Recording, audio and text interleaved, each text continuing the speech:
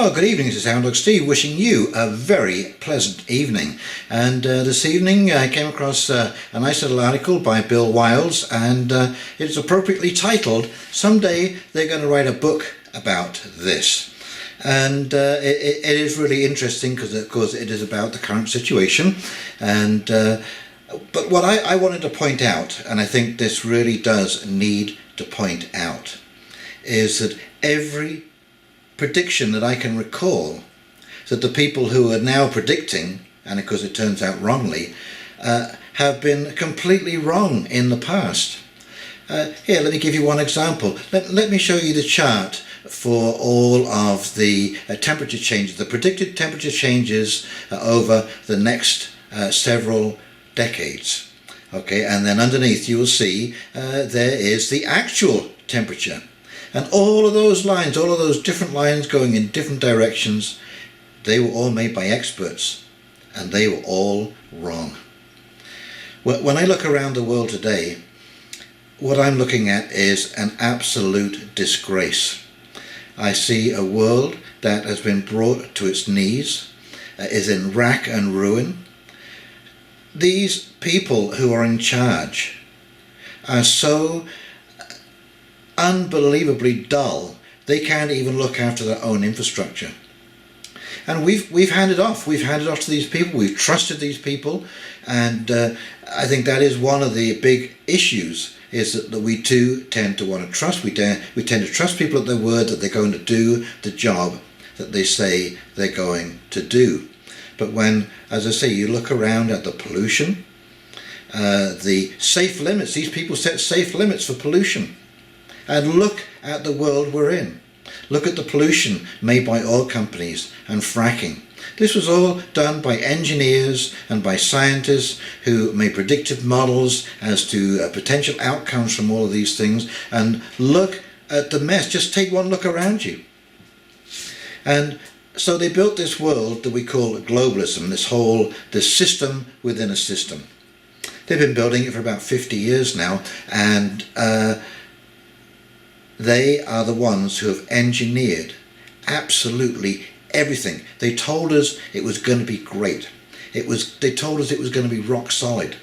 We'd have one government. We would have one currency, one economic system, one belief system. And how long have we been in lockdown? Let's say since Christmas. January, February, March, April into May, 4.5 months. And the whole system's collapsed. That's it. Maybe I should remind you at this point that there are still traces of the Roman Empire that are in better shape than the world as I see it today. And yet we expect these people to lead us out of the very mess that they have gotten us into. You can see the chaos around the outbreak. The absolutely confused messages that we have been getting in the public about what is good, what is bad, what to wear, what not to wear, all of this kind of stuff. It has been so inconsistent, no wonder people are confused. And then it turns out at the end of the day that Sweden did exactly the right thing by not doing anything, just letting people use a little bit of common sense and realizing that this outbreak is just a serious version of the flu. So why are we believing these people? Why are we allowing them to lead our planet into further destruction? And trust me, as I mentioned last night, and as you'll see in this letter, we are in for some incredibly difficult times, and yet still we listen to these people who have led us astray. They've led us down all kinds of wrong roads. You know, just like the chart that I showed you with the temperature predictions. So I would ask you to cast your mind back and just think about, let me see, asbestos. We still mine asbestos in Canada, even after all the things that we know about it. We still mine asbestos in Canada. Absolutely staggering. And we export it. There you go. They still manufacture DDT in the USA.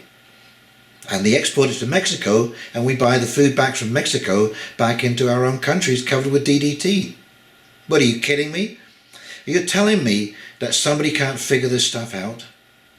You know, just going back to the outbreak for a second, I did a video a little while back about Niagara region getting ready to inoculate people next year. And in there was a chart, and it showed the number of deaths in the area. I think it was 59 deaths, okay? And, well, here's the caption right here underneath that chart. And it says, the death rate includes all deaths for that time period. Now, is somebody seriously telling me that with all the money that we spend in healthcare, all the education that these people get, these people are designing a health network called LINS, Local Integrated Health Network System. You know, they've got all the degrees in the world, and yet they can't separate someone who died from a heart attack and someone who died from the flu. I mean, are you absolutely kidding me? It seems like such a small detail, but it's absolutely stunning in its magnitude, because a child could do this. You know, isn't this listed when they come into the hospital? That they were old and infirmed and were complaining of heart problems? I mean, come on. Anyway, let's flip over to this article. It's quite a short article, and I'll come back and do a quick wrap up after we've done that. Okie dokie, here we go. Okay, from Zero Hedge. Someday they're going to write books about this, and this is authored by Bruce Wiles via Advancing Time blog. What is occurring today is absolutely mind-boggling. Someday they are going to write books about this. While there have been some messed up financial conundrums over the years, none rival the current situation now before us. The dilemma before us is a fast-moving enigma wrapped in a gossamer cloak. Not only are the players that make up the global political financial complex busy buying up bad debt, stocks and bailing out those they deem too big to fail, they have destroyed the concept of real interest on loans. They have trampled all over true price discovery, the basis of a free market. The budget forecast be damned, it's full speed ahead. The only justification we need is saying it will all be far worse if we do nothing. The bungled response of a delusional government so obsessed with the idea that by simply passing legislation they can make things happen should not be overlooked. The Paycheck Protection Program, or PPP, was originally funded with $350 billion, but the money was soon gone. Of the 30 million small businesses in America, only 1.7 million received money from the $2.3 trillion aid package passed to help sustain America during this difficult time. This resulted in more funding, but still, the last report I saw indicated only around 13% of the less than half the businesses that were eligible were approved before the fund was again depleted, and 60% of these had yet to receive any money. Just as poorly handled was rapidly getting out money promised to individuals and creating a system where many people could receive more money by collecting unemployment than returning to work. The problem is that when all is said and done, large businesses with access to cheap capital will again be the winners, and the big losers are the middle class, small businesses and social mobility. It has become difficult to comprehend the size of the failure the political financial complex has designed. This is partly because stocks have continued to soar with every announcement of rising unemployment, and even as business continue to fail or file for bankruptcy. Bad news is not good news. The sick idea that poor spending habits are the answer to achieving a faster growing economy is absurd and twisted. This is not new. Politicians seem unable to grasp the fact economic growth does not necessarily bring about economic strength or long-term prosperity. Following 9/11, I remember then President George Bush encouraging and pleading for Americans to rush out and buy more junk. In a world where central banks are pouring out money to stimulate an economy eager to die, the question many people are asking is, will it work? Until now, it appears these actions are only postponing the inevitable. The folly and insanity of continuing down a path where each wave of failure costs more than the one before holds little potential. Stacking debt upon debt and bad loans upon bad loans has already proven to be an answer that doesn't work. The fact that country after country has joined in this game only extends the illusion that it is a reasonable path of action. As they bang out this piece, behind me on a shelf is a book titled The Greatest Ever Bank Robbery by Martin Maver. It chronicles the collapse of the savings and loan industry in 1987 and how it would cost American taxpayers upward of $500 billion over the next half century. That is a drop in the bucket compared to what we are witnessing today as the powers that be endeavour to paper over past financial sins by simply issuing more credit and debt. Debt has exploded, and as defaults grow, wealth vanishes or is transferred. The economy is complex with ramifications that overlap and tie unrelated events together in ways that are difficult to imagine. When we look at how people spend the $1,200 donated by our surging deficit, we find where it goes makes a big difference. Responsible people will most likely use their money in ways that yield a better result for society than if it is just squandered. How money is spent matters. Failure to use money and credit wisely is a huge factor in why so many governments and people are broke. Paying down debt or paying for necessities pays dividends. Paying rent allows a landlord to pay their obligations and allows the money to move forward in an economically constructive way. Investments in things that add long-term benefits and pay dividends, such as adding insulation to your home, may not be flashy or bring instant gratification, but they constitute a hand well played. A list of ways to blow this money off that adds to our woes includes things such as buying expensive goods produced in a distant land and imported. These goods do little to provide work for Americans or our communities. Ordering a slew of imported consumer goods on Amazon to be delivered below cost by an outdated, inefficient, subsidized United States Postal Service is the biggest slap in the face a person can bestow upon the economy. Almost as bad as leveraging the money into more debt when you are already deep in a hole of debt. Unfortunately, many or most people will choose to use their money poorly, and that is a big part of the reason why we are in this situation. What is almost impossible to grasp is the incredible size and magnitude of the extension of unjustified credit taking place in a relatively short period of time. This time we are talking trillions upon trillions of dollars being created out of thin air. Swinging back to the key point of this article is that governments and central banks rival these people in bad spending and fuel these habits. While CV can be viewed as the straw that broke the camel's back, it would be unfair to think the disaster before us would have been avoided had the outbreak not descended over the world.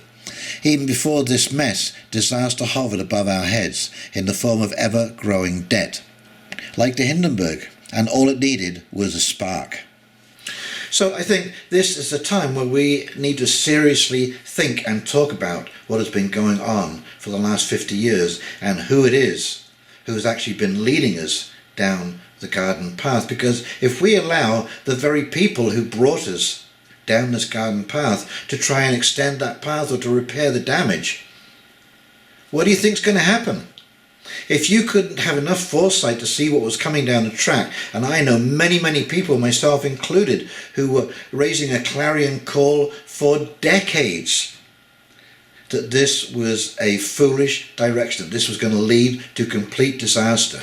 Oh no, Steve, you don't have a degree. You don't understand. You don't understand. Well, I'll tell you one thing. I know how to fix my roof. I know how to take care of my property and grow some food for myself. So what are you talking about? Yes, I understand completely. I understand completely. And we'll bring it down to this. In the area where I live, the municipality can't even fix the road. They can't even fix potholes. So who are these people? Who are these people to be telling us with any kind of authority whatsoever? And someone said to me the other day, Steve, this is not a time to be pointing fingers. Yes, this is a time to be pointing fingers, because we're going through it right now, and every glaring mistake over the last 50 years is coming to the surface in this one single event. And trust me, the fallout from this is going to be so staggering.